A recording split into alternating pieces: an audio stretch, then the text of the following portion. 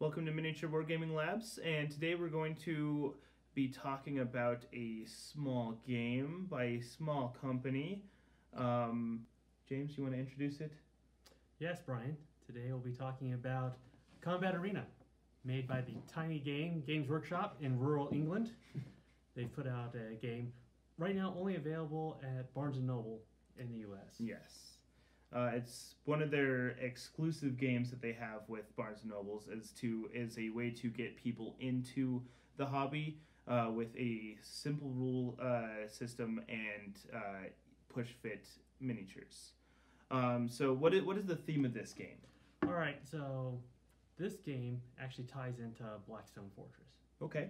So that is one of the more advanced board game systems, miniature blends that Games Workshop recently put out of their specialist studio. But the idea of this game is that these are people that are going to be adventuring in the Blackstone Fortress on the outer ridges of the galaxy, but they're on their way there, and it takes a long time to get through the warp to the Blackstone Fortress. So what they're going to do is fight each other in a tournament style to keep their skills sharp. So that's what you'll be doing, is just playing in the ship's combat arena. All right. So what do you need to play this game? So when I first bought this game, let's understand, I just wanted the miniatures. Okay. So yep. I have all the Blackstone Fortress stuff. I enjoy that board game. And I sold you my Imperial miniatures. Yes, you did. And I bought this box set, which has all the same Imperial miniatures in it. And I thought, well, I'll get a twofer. I'll have the stuff for my Blackstone Fortress game, and I'll have the Barnes & Noble game, and I'll be covered. Then I opened up the box and really discovered that this was a pretty good game. Mm-hmm. Beyond just buying the miniatures, which the miniatures also have a role in Kill Team and regular Warhammer, in addition to Blackstone Fortress and Yes. this game. So it's like plenty of utility there. But everything you need is literally in the box. And what's special about that is also the way to store, pack, and get out. Okay. So when you set up Blackstone Fortress, there's no cubby holes to keep the miniatures. None at all. There's a bucket of miniatures that you pour out and sort. There's little envelopes and everything. Yep. This game has compartments for everything. So it takes about 5 minutes to set up, 5 minutes to tear down. The miniatures have their own little compartments hidden inside here. Which is always nice in a board game. Yes. So this is actually the first time I've seen Games Workshop successfully put out a party game. Who should play this game? All right. Who is this targeted at? So let me tell you, I've taught this game. We've played it in a couple rounds. We have. Just before we started this, I've played it to my wife, Mm-hmm. and I've played it with my 12-year-old daughter. Within like the first round, they understand the rules of the game. And so that is the thing that I like about it, is when you open up the rule book, you open it up, there's 2 pages discussing how to set up the board and get the game going. You turn the page over, and there's 2 pages for the rules. And Perfect. that is that. And within the first round, my daughter figured out how to effectively lose the game and go back to watching TV. There's multiple ways to play a game. So it's just that drop-in simplicity, because I think, remember Magic the Gathering, the card game, originally started off as just pickup games in between sessions of D&D. Yep.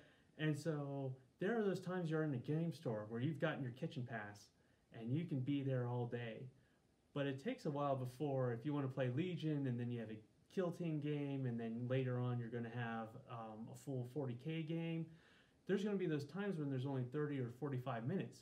Well, this might be your game day. This game, you can drop in, set up in 5, play in 30, clean up in 5. So in under 45 minutes, you can get a full game in there. Perfect. So you mentioned the simplicity of it. How do the mechanics work? So this is actually interesting that it's pretty much a mix between cards and dice. So you have a set board with covering areas and electronic traps in there that you can get pushed into. But the idea is that all your miniatures start off in a corner. And there's 4 corners. So you get 5 miniatures, you can do 4 players, which is also interesting. And you basically have to maneuver around the board. But the way you do that is that your character draws cards. And Okay. that card determines either the attack they can do, the defense they can do, or the movement they can do. But there's still a dice mechanic rolled in there. Yes. So the idea is that you're drawing these cards, and at the end of every round, every card is taken back in, reshuffled, and dealt back out for the next round. And last man standing wins. What's special about this one is them actually moving away from a dice initiative system to a card initiative system.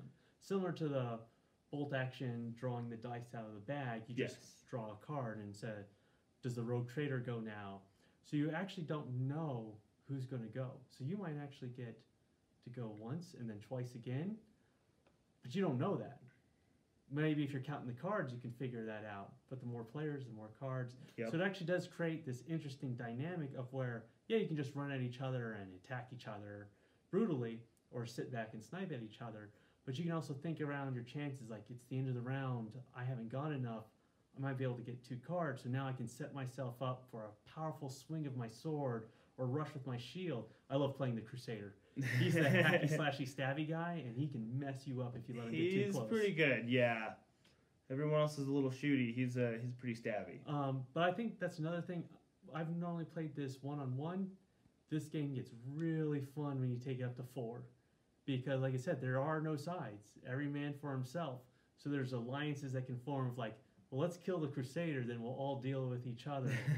So that's what makes it the party game, is that since it's so easy to teach, and you have that backstabbing mechanic that party games love. Oh, yes. You can get a little tipsy and still follow the rules appropriately. Beer and pretzels. No table. Yeah, no. Say, yes, beer. So, there's some of my 18-year-old aged Scotch games.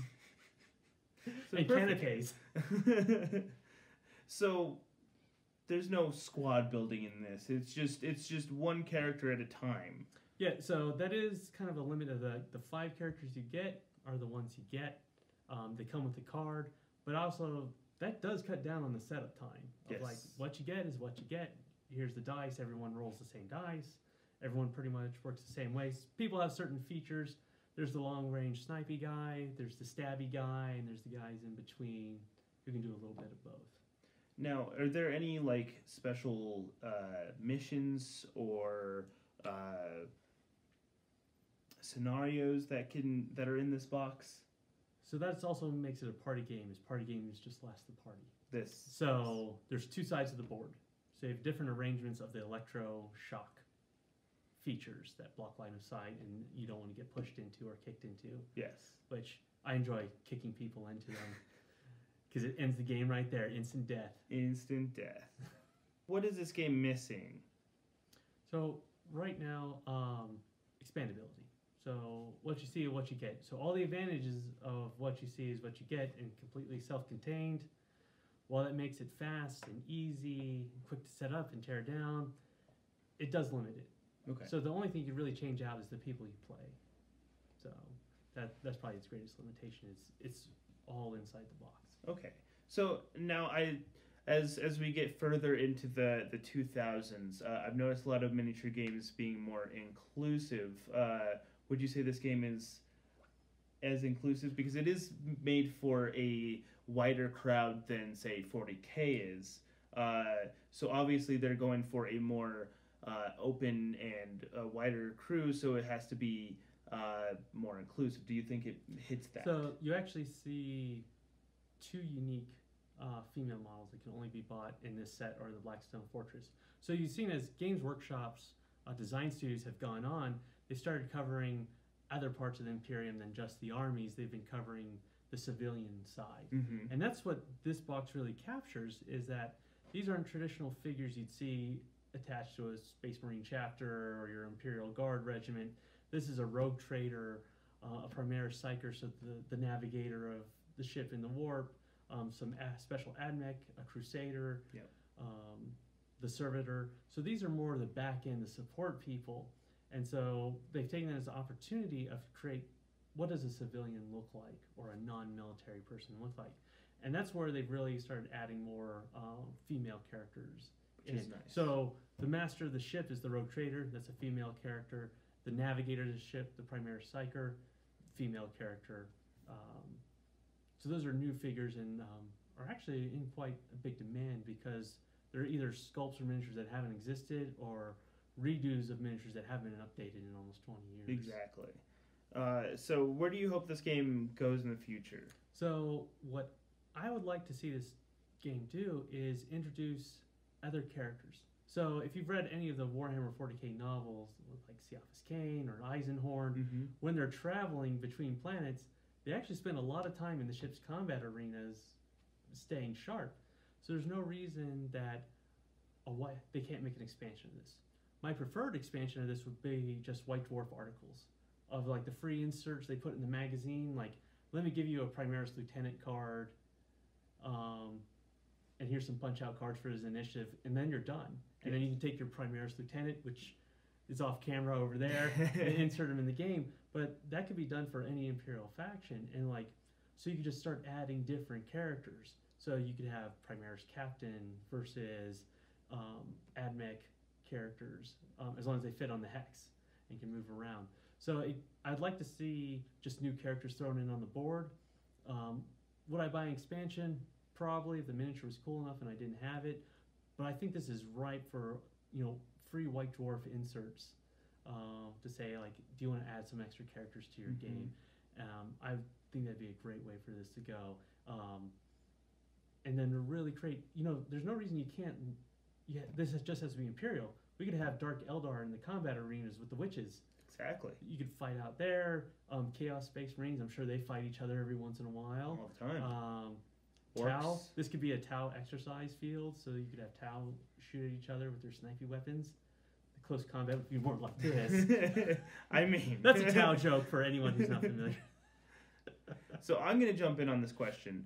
For the sake of being inclusive and being available to everyone, not everyone gets White Dwarf or wants White Dwarf, because that would just be a small part of White Dwarf. What I would want to see is another box like this, self-contained, with other characters. So we could do like the Tau expansion. You get the Tau box, and it's same size, same components, just different miniatures, different board, and you could bring these guys in and play with the Tau, or you do the Chaos Space Marines, or you do the different parts. Or even just keep it like this one is and just have a wide variety of characters. So that if I wanted to, I could just go out and buy the box and have more characters and the ability to switch them out.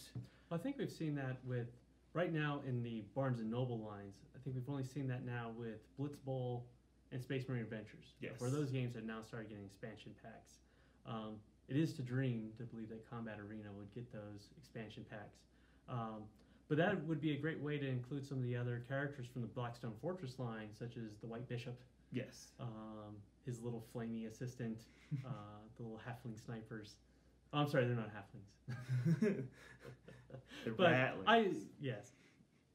But that would be the pie in the sky, right? Yes. Either the actual official box, but that would cost money. Yes, it would. And I don't know if Games Workshop can get money out of it. They can. They can get money out of me. They will. They will. Okay, so who should play this game? All right, so this is actually a game that if you're into miniature wargaming and you like GW, this is a game you can bring to your people who hate miniature wargaming, and they can figure out quick enough to play it. So like I said, you can bring it to your significant other. They can figure it out, they can play it. So it is the party game where I could show up to a party of people who don't already play it and say, hey, look, here's the game.